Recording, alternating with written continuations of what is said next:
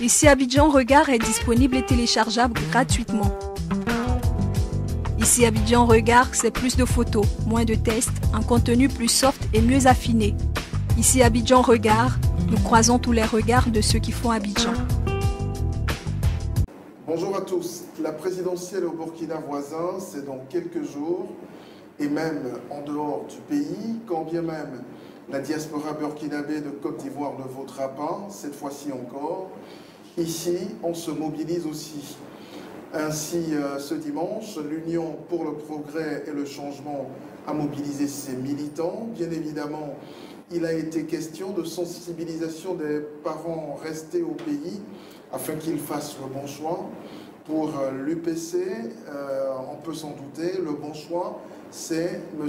Zéphirin Diabré, son candidat à la présidentielle. Alors, nous allons en parler tout à l'heure. Pourquoi donc ce rassemblement? Je vais en parler dans quelques secondes avec M. Diabouré Marcel Zensonnet, un militant actif. Merci et merci d'avoir accepté notre invitation. Merci. Alors, qu'est-ce qui a motivé cette rencontre d'hier? On avait le sentiment que c'était des retrouvailles fraternelles, mais les messages délivrés étaient des messages bien clairs. Alors, pourquoi ce rassemblement hier? Eh bien, merci.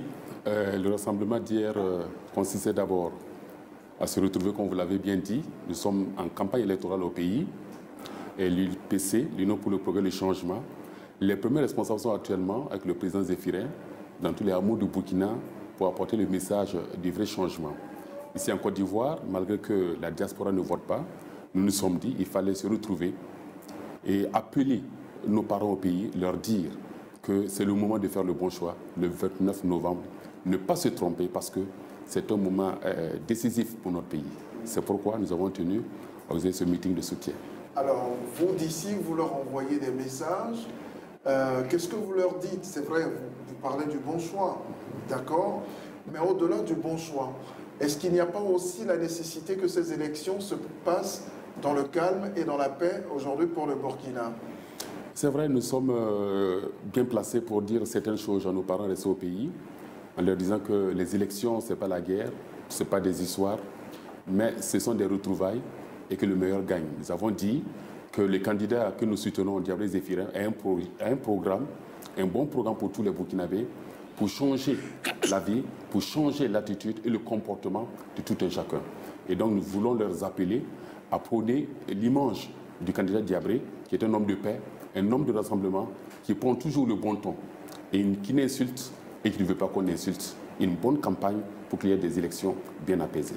Est-ce qu'aujourd'hui, vous avez l'impression, vu d'ici, que déjà cette campagne se déroule bien et que c'est une campagne civilisée? C'est vrai, je ne veux pas être pessimiste.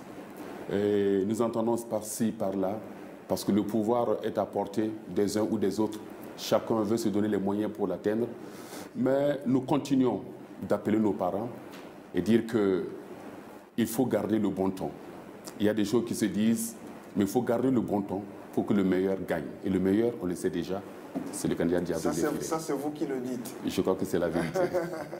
Mais ce que je disais, est-ce que les 14 candidats aujourd'hui au pays font des meetings, je vais dire, apaisés, polis, respectueux de la démocratie? Tout est parti sur de bons termes.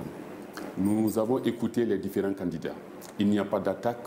Il n'y a pas de problème religieux, il n'y a pas de problème ethnique. Cela veut dire que la campagne est respectée et nous voulons appeler nos frères, les jeunes, de se garder, d'attaquer, d'insulter et de permettre que nos aînés, qui sont les candidats, qui sont prêts à nous apporter un changement, que eux qui ne s'attaquent pas, il ne faut pas que la jeunesse envenime la situation en appelant, en disant des choses qui ne méritent pas d'être dites en pareille circonstances. Mais vous n'avez quand même pas l'impression que ça aurait été mieux si les partisans de Blaise Compaoré participaient également à cette présidentielle? Ça aurait été beaucoup plus juste pour tout le monde, non?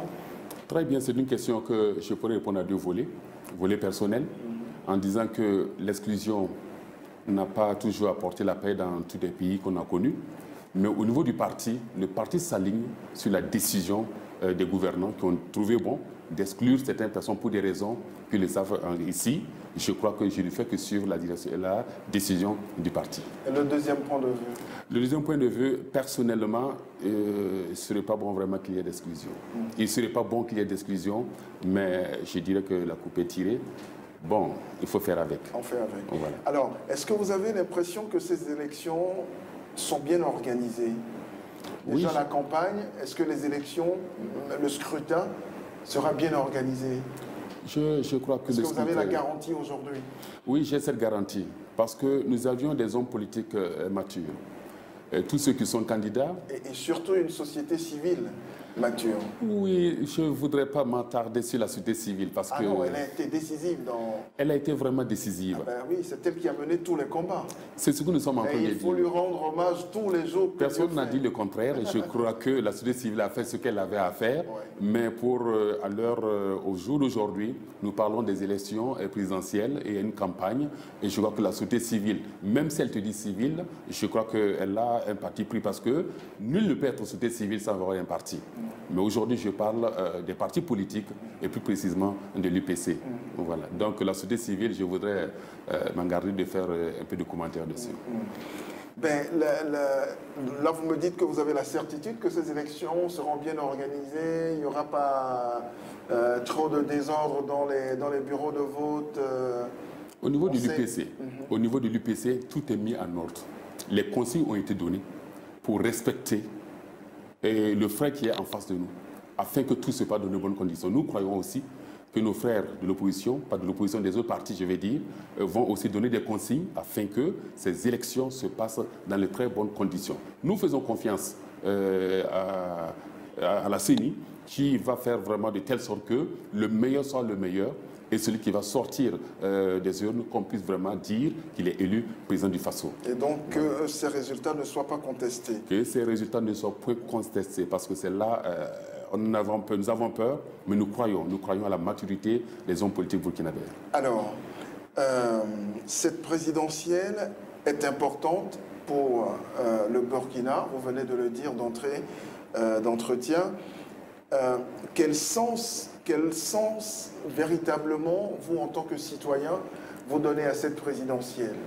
Parce que là, elle va venir clore définitivement une page qui n'est pas forcément glorieuse de l'histoire du Burkina, et en même temps, elle va ouvrir une autre page qui forcément porte également en elle ses incertitudes, non?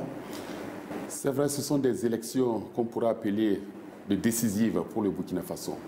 Et je le disais en antenne que depuis 1960, nous avons vu le cheminement de ce pays, mon pays. Il y a eu tellement de choses qu'il ne serait pas bon de revenir dessus.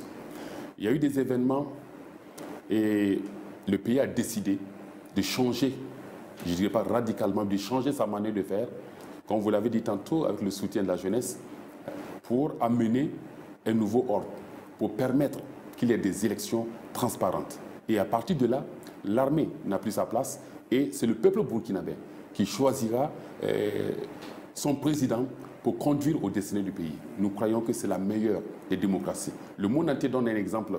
Tout ce qui s'est passé au Burkina Faso, c'est un exemple. Et nous croyons que ces élections vont venir clore, confirmer la maturité des hommes politiques et du peuple burkinabé. Mais il y a un point essentiel. C'est la réconciliation. Vous parliez d'exclusion tout à l'heure. Est-ce que ce n'est pas le chantier le plus important aujourd'hui pour le futur président? C'est en cela que je vais en venir. C'est pourquoi, à l'UPC, l'Union pour le progrès du changement, l'homme, le candidat Diabré Zéphirin. Au-delà du candidat, est-ce qu'en tant que citoyen, au-delà du candidat, est-ce qu'en tant que citoyen, que les Burkinabés aujourd'hui soient réconciliés, est-ce que ce n'est pas la chose la plus importante à mettre en œuvre? Plus que tout, c'est un acte majeur, la réconciliation nationale. Et qu'on ne voit pas le frère d'à côté comme un ennemi. On peut ne pas être du même parti. On peut ne pas partager les mêmes convictions. Mais nous sommes des frères, nous sommes des sœurs. C'est vrai, il y a eu beaucoup de choses. À un moment donné, dans le monde entier, des pays ont leur histoire. Peut-être que Dieu a voulu que cette histoire sorte du Burkina et qu'au sortir de ces élections, je suis persuadé que le peuple burkinabé va se retrouver dans toute sa diversité et vivre ensemble. La réconciliation sera réelle, j'en suis persuadé. Alors la réconciliation, ça passera forcément par une main tendue aux sympathisants, aux partisans de Blaise Compaoré. Oui, en cela, je vais revenir encore à mon candidat. Vous allez me dire que les citoyens, je suis convaincu, si le candidat Diabré Zéphirin est élu président du Faso, alors la main tendue, elle est déjà tendue et je crois qu'il va continuer de tendre la main afin que tous les fils du pays se retrouvent pour un Burkina nouveau. Qui dit réconciliation parle de repentance, parle de pardon et de justice aussi. Est-ce que dans le cadre de pour les besoins de cette réconciliation nationale, il ne faudrait quand même pas que la justice fasse son travail et qu'on solde définitivement ce passé un peu glorieux du pays? Vous savez, quand on parle de réconciliation, j'aimerais dire qu'on peut tout obtenir, il faut savoir demander. Que ceux qui se reprochent quelque chose avec dignité, ils peuvent dire quelque chose au peuple. Que ceux qui ont le pouvoir, pardon, vous voulez dire? Ils peuvent dire quelque chose au peuple. Que ceux qui ont le pouvoir sachent aussi que le pouvoir se tient aujourd'hui, mais il faut tendre la main à ceux qui n'en ont pas. Je crois qu'on peut tout obtenir, mais il faut savoir demander. Alors, au-delà de l'urgence de la réconciliation nationale, quelles sont les autres priorités que vous, en tant que citoyen,